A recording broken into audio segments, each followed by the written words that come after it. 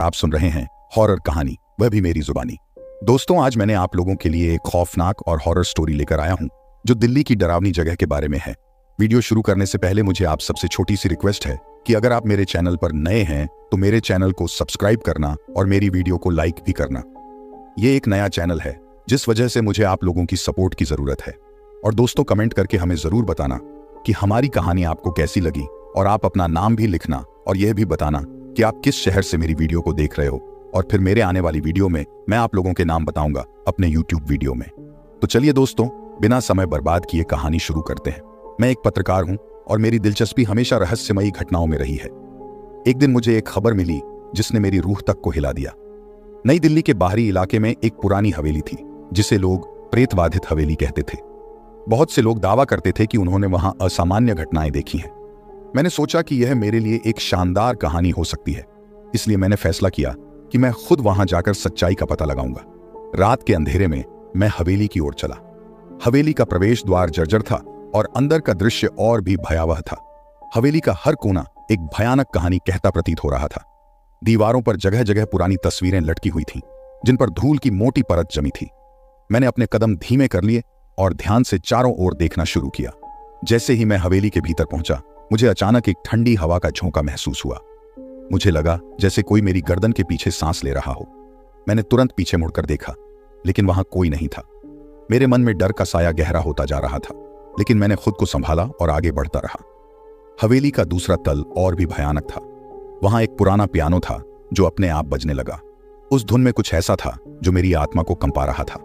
मैं पियानो के पास गया और देखा कि उसके चाबियों पर खून के धब्बे थे। मेरे रोंगटे खड़े हो गए। मैंने अपने कैमरे से तस्वीरें लेनी शुरू की, लेकिन जैसे ही मैंने कैमरे को नीचे किया, मुझे अचानक एक परछाई दिखाई दी।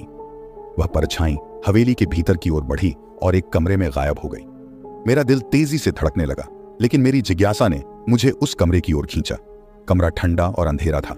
एक पुरानी अलमारी के सामने एक आईना था जो पूरी तरह से धूल से ढका हुआ था।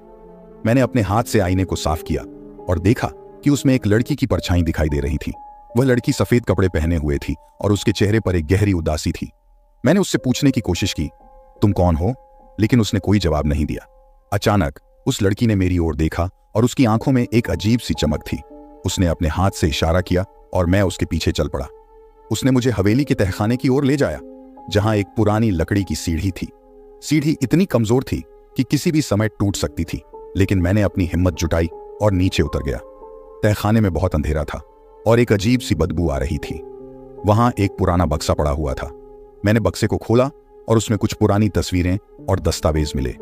उन दस्तावेजों में हवेली की पुरानी कहानियां लिखी हुई थी। मैंने पढ़ना शुरू किया और धीरे धीरे सारी सच्चाई सामने आने लगी। हवेली में कभी एक अमीर परिवार रहता था जिनकी बेटी का नाम अनन्या था। अनन्या की एक रहस्यमय तरीके से मौत हो गई थी और तब से उसकी आत्मा इस हवेली में भटक रही थी। मैंने महसूस किया कि वही लड़की जिसकी परछाई मैंने आईने में देखी थी, वह अनन्या ही थी। जैसे ही मैं सच को समझ पाया, तहखाने का दरवाजा जोर से बंद हो गया। मैंने खुद को फंसा हुआ पाया और मेरा दम घुटने लगा। अचानक मैंने अनन्या की आवाज सुनी, तुम्हें यहां नहीं आना चाहिए था। मैंने घबराहट में कहा, मैं सिर्फ सच्चाई जानने आया हूं। अनन्या की आवाज में दर्द था। यह सच्चाई तुम्हें भारी पड़ेगी। उसके बाद मेरे चारों ओर की हर चीज धुंधली हो गई और मुझे कुछ याद नहीं रहा।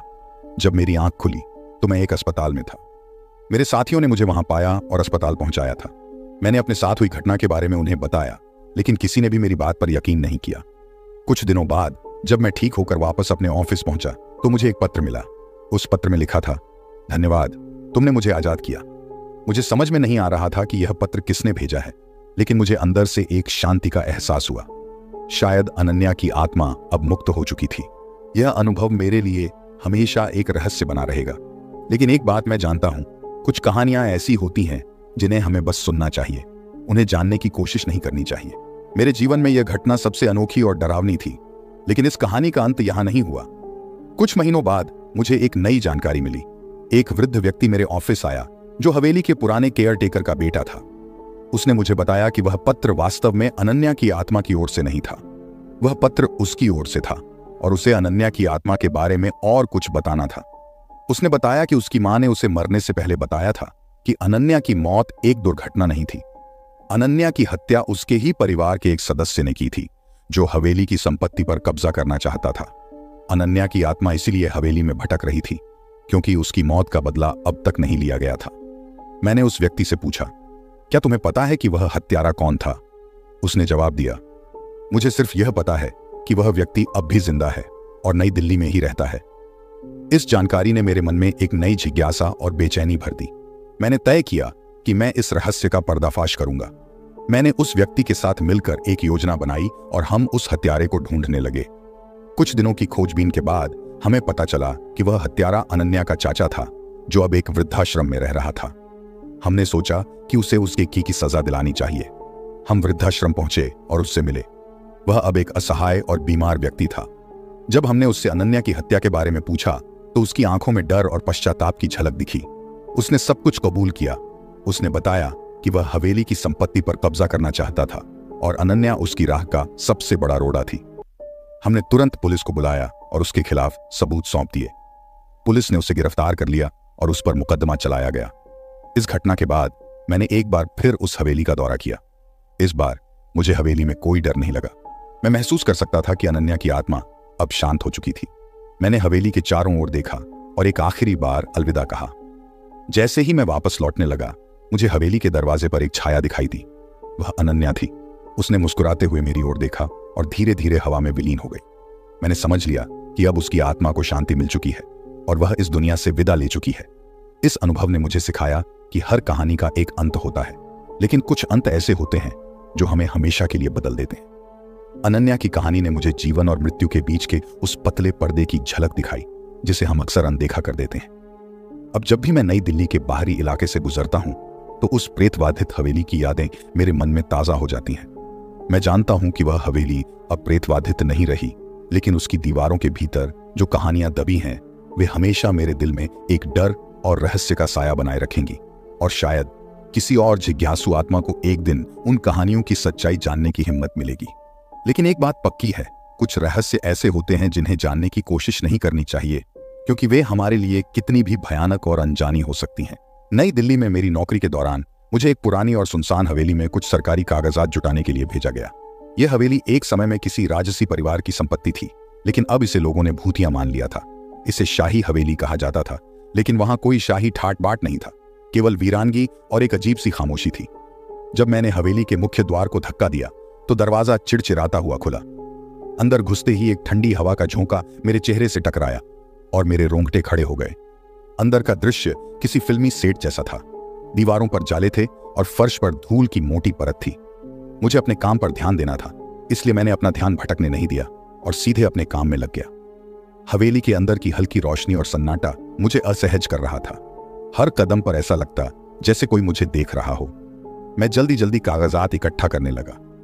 हवेली के एक कमरे में मैंने एक पुरानी अलमारी देखी, जिसे खोलने पर मुझे एक डायरी मिली।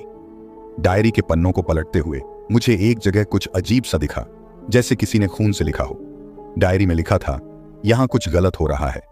मैं नहीं जानता कि मैं इस जीवित रहूंगा या नहीं। अगर कोई यह पढ़ रहा है तो कृपया मेरी आत्मा को मुक्त करें। मैंने तुरंत डायरी को बंद कर दिया और वहां से निकलने का सोचा, लेकिन जैसे ही मैं मुड़ा, मेरे सामने एक छाया खड़ी थी। मैंने आंखें फाड़कर देखा, लेकिन कोई नहीं था। मैंने सोचा शायद मेरा भ्रम होगा, लेकिन दिल की धड़कनें बढ़ गई थीं। मैं जल्दी से बाहर निकलने के लिए दरवाजे की ओर बढ़ा, लेकिन दरवाजा खुद ब खुद बंद हो गया। मैं फंस चुका था। अचानक ही एक जोर की हंसी सुनाई दी, जो मेरे कानों में गूंजने लगी। मैंने चारों ओर देखा, लेकिन कोई नजर नहीं आया। अब मुझे यकीन हो गया था कि कुछ तो गड़बड़ है। मेरे पास केवल एक रास्ता बचा था, हवेली के तहखाने में जाने का। वहां एक खिड़की थी जिससे मैं बाहर निकल सकता था। मैं तहखाने की सीढ़ियां उतरने लगा। नीचे पहुंचते ही मुझे एक अजीब सी बदबू आई। वहां एक पुराना ताबूत रखा हुआ था। जैसे ही मैं उसके पास पहुंचा, ताबूत का ढक्कन खुद ब खुद खुल गया। ताबूत के अंदर एक कंकाल था, जिसकी आंखों में एक अजीब सी चमक थी। मैंने वहां से भागने की कोशिश की, लेकिन मेरे पैर जमीन से चिपक गए। अचानक कंकाल ने मुझसे बात की। तुम्हें मेरी आत्मा को मुक्त करना होगा, उसने कहा। मैं डर से कांप रहा था, लेकिन मैंने साहस जुटाया और पूछा, कैसे? कंकाल ने बताया कि उसे इस हवेली में धोखे से मारा गया था और उसकी आत्मा यहां फंसी हुई है। मुझे उसकी कहानी जाननी थी ताकि मैं उसकी आत्मा को मुक्त कर सकूं। उसने कहा, मुझे विश्वासघात करके मारा गया था। मेरे अपने ही परिवार ने मुझे संपत्ति के लालच में मार डाला। तुम डायरी में उस राज को पढ़ो और मेरी आत्मा को शांति मिलेगी। मैं तुरंत ऊपर गया और डायरी को ध्यान से पढ़ने लगा। हर पन्ने में एक नई कहानी थी। अंत में मुझे वो पन्ना मिला जिसमें हत्या का राज था। मैंने उन शब्दों को जोर से पढ़ा और अचानक हवेली में हलचल मच गई। एक तेज रोशनी आई और हवेली की दीवारें कांपने लगीं। मैंने महसूस किया कि कंकाल की आत्मा मुक्त हो रही है। धीरे धीरे हवेली का सारा माहौल बदल गया। दीवारों के जाले गायब हो गए और हवेली का पुराना शाही ठाट बाट लौट आया। लेकिन तभी मुझे एक और बात समझ में आई। हवेली अब भी वीरान क्यों थी? मुझे लगा सब कुछ ठीक हो गया है, लेकिन तभी एक अजीब सी आवाज मेरे पीछे से आई। मैंने मुड़कर देखा तो वही कंकाल फिर से खड़ा था। तुमने मेरी आत्मा को मुक्त किया, लेकिन अब तुम्हारी बारी है। उसकी आंखों में खतरनाक चमक थी। मुझे अब समझ में आया कि मैं खुद हवेली के जाल में फंस चुका था। हवेली को नई आत्मा की जरूरत थी और मैंने अनजाने में खुद को उसके हवाले कर दिया था। आज भी लोग कहते हैं कि अगर आप शाही हवेली में जाते हैं तो वहां किसी की परछाई दिखती है जो कागजात जुटाते हुए दिखाई देती है। वह परछाई मेरी है जो उस हवेली की कैद में है। अगर आप कभी वहां जाएं तो कृपया मेरी आत्मा को मुक्त करें। जब मैंने कंकाल की बात सुनी तो मेरे शरीर में ठंडक दौड़ गई। मेरी सांसें तेज हो गईं और दिल की धड़कनें और भी तेज। मुझे समझ में आ गया था कि मैंने अपनी ही मौत की दस्तक दी थी। मैंने खुद को संभालने की कोशिश की और कंकाल से बोला, तुम्हारी आत्मा मुक्त हो चुकी है, अब मुझे जाने दो। कंकाल की हंसी हवेली की दीवारों से टकराकर गूंज उठी। उसने कहा, यह हवेली अब तुम्हारी है। मेरी आत्मा तो मुक्त हो गई, लेकिन हर मुक्त आत्मा के बदले एक नई आत्मा की जरूरत होती है। मैंने भागने की कोशिश की, लेकिन हर दरवाजा बंद हो चुका था। हवेली के अंदर एक अजीब सी आवाजें आने लगीं, जैसे कोई दूर से पुकार रहा हो। मेरे चारों ओर अंधेरा घिरने लगा और मैं जमीन पर गिर पड़ा। जब मुझे होश आया तो मैं हवेली के मुख्य हॉल में था। हर जगह चमकदार रोशनी थी और हवेली अब पहले जैसी पुरानी और जर्जर नहीं दिख रही थी। यह अब एक भव्य महल की तरह लग रही थी। लेकिन एक बात अब भी वैसी ही थी, हवेली का सन्नाटा और अजीब सी खामोशी। मैंने सोचा कि शायद यह सब एक बुरा सपना था। मैं दरवाजे की ओर बढ़ा, लेकिन जब मैंने दरवाजा खोला तो बाहर का दृश्य बदल चुका था। हवेली के बाहर एक भयानक जंगल था जहां कोई रास्ता नहीं था। मुझे समझ में आ गया था कि मैं अब इस हवेली का हिस्सा बन चुका था, जैसे कि वह कंकाल था। दिन गुजरते गए और मैं हवेली के अंदर भटकता रहा। समय का कोई अंदाजा नहीं था। लेकिन एक दिन हवेली के दरवाजे पर दस्तक हुई। मैंने दरवाजा खोला और देखा कि एक और आदमी अंदर आ रहा था, ठीक वैसे ही जैसे मैं आया था। वह आदमी भी सरकारी कागजात जुटाने आया था। मैंने उसे चेतावनी देने की कोशिश की, लेकिन वह मुझे देख नहीं पाया। मैं उसकी मदद नहीं कर सकता था। वह आदमी भी मेरी ही तरह हवेली के जाल में फंस चुका था। धीरे धीरे मुझे समझ में आया कि मैं अब उस हवेली का एक भूत बन चुका हूं, जो नए आगंतुकों को हवेली के रहस्य से परिचित कराता है। हर नया आगंतुक मेरी ही तरह इस जाल में फंसता चला जाता है और इस तरह मैं और अन्य आत्माएं इस भयानक हवेली में हमेशा के लिए कैद हो गए। हवेली अब भी नई आत्माओं की तलाश में है और अगर आप कभी नई दिल्ली में शाही हवेली जाएं तो कृपया ध्यान रखें, वहां जाने का मतलब अपनी आत्मा को हमेशा के लिए खो देना है। शायद कोई कभी मुझे और अन्य आत्माओं को इस हवेली से मुक्त कर सके, लेकिन तब तक हम हवेली के अंधेरे में भटकते रहेंगे, नई आत्माओं की प्रतीक्षा करते हुए। हवेली के अंदर रहते रहते मुझे एक लंबा समय बीत गया था। समय का कोई अंदाजा नहीं था और न ही दिन रात का फर्क पड़ता था। मैंने हर कोने को छाना, हर राज को समझने की कोशिश की, लेकिन हर बार असफल ही रहा। हर नई आत्मा हवेली में कैद हो जाती और हवेली की शक्तियां और बढ़ जाती। एक दिन हवेली में एक नई दस्तक सुनाई दी। ये दस्तक पिछली सभी दस्तकों से अलग थी। इसमें एक अजीब सी ऊर्जा थी। मैंने दरवाजा खोला और देखा कि एक महिला खड़ी थी। उसकी आंखों में आत्मविश्वास और दृढ़ता की चमक थी। उसने खुद को परिचय दिया, मेरा नाम अंजलि है और मैं एक पैरा इन्वेस्टिगेटर हूं। मुझे पता चला है कि इस हवेली में कुछ अनहोनी है और मैं इसे हल करने आई हूं। अंजलि हवेली के अंदर आई और चारों ओर देखने लगी। मैंने उसे चेतावनी देने की कोशिश की, लेकिन उसे मेरी आवाज सुनाई नहीं दी। उसने अपना सामान निकाला जिसमें कुछ उपकरण थे। वह हवेली के हर कोने की जांच करने लगी। उसकी हरकतों से लग रहा था कि वह किसी तरह का सुराग ढूंढ रही है। अंजलि तहखाने की ओर बढ़ी। मैं उसके पीछे पीछे गया, यह जानते हुए कि तहखाना ही वह जगह है जहां सब कुछ शुरू हुआ था। उसने ताबूत को देखा और तुरंत पहचान गई कि यह हवेली की बुनियादी समस्या है। उसने अपने उपकरण निकाले और ताबूत के चारों ओर एक घेरा बनाया। अंजलि ने मंत्र पढ़ना शुरू किया। उसके शब्द हवेली की दीवारों में गूंजने लगे। अचानक हवेली में एक जोर की हलचल मची और एक भयानक चीख सुनाई दी। हवेली की दीवारें हिलने लगीं और अजीब सी रोशनी फैल गई। मुझे महसूस हुआ कि कुछ बड़ा होने वाला है। तभी ताबूत खुल गया और उसमें से वही कंकाल निकला। लेकिन इस बार कंकाल क्रोधित नहीं था, बल्कि उसकी आंखों में एक शांति थी। उसने अंजलि को देखा और बोला, तुमने सही रास्ता चुना है। मुझे मुक्त करने के लिए धन्यवाद, लेकिन यह हवेली अब भी कैदियों की खोज में है। अंजलि ने कहा, मैं जानती हूं, मैं यहां सभी आत्माओं को मुक्त करने आई हूं। उसने अपने उपकरण से एक विशेष यंत्र निकाला और उसे ताबूत पर रखा। ताबूत एक तेज रोशनी में बदल गया और गायब हो गया। मुझे महसूस हुआ कि मेरी आत्मा हल्की हो रही है। मैंने अंजलि को धन्यवाद कहा और वह पहली बार मुझे देख सकी। तुम्हारी आत्मा अब मुक्त है, उसने कहा। मेरे साथ ही हवेली की बाकी आत्माएं भी मुक्त हो रही थीं। हम सभी ने एक अंतिम बार हवेली की ओर देखा और फिर एक तेज रोशनी में गायब हो गए। अंजलि ने अपना काम पूरा कर लिया था। हवेली अब वीरान थी, लेकिन अब वह भूतिया नहीं थी। वह हवेली अब उन आत्माओं का घर नहीं रही जिन्होंने अनजाने में अपनी आत्माओं को खो दिया था। अंजलि ने एक आखिरी बार हवेली की ओर देखा और वहां से निकल गई। हवेली अब भी खड़ी थी, लेकिन अब उसमें कोई अजीब सी खामोशी नहीं थी, बल्कि एक शांति थी। मैं और बाकी आत्माएं अब स्वतंत्र थे और हमारी कहानी भी अब समाप्त हो चुकी थी। लेकिन अगर आप कभी शाही हवेली जाएं तो कृपया सावधानी बरतें, क्योंकि कोई नहीं जानता कि वह हवेली कब फिर से नई आत्माओं की तलाश में जाग जाएगी। तो मुझे उम्मीद है कि आपको वीडियो पसंद आएगा और कृपया मेरे चैनल को सब्सक्राइब करें और वीडियो को लाइक करें। अगले वीडियो में मिलते हैं, तब तक के लिए अलविदा।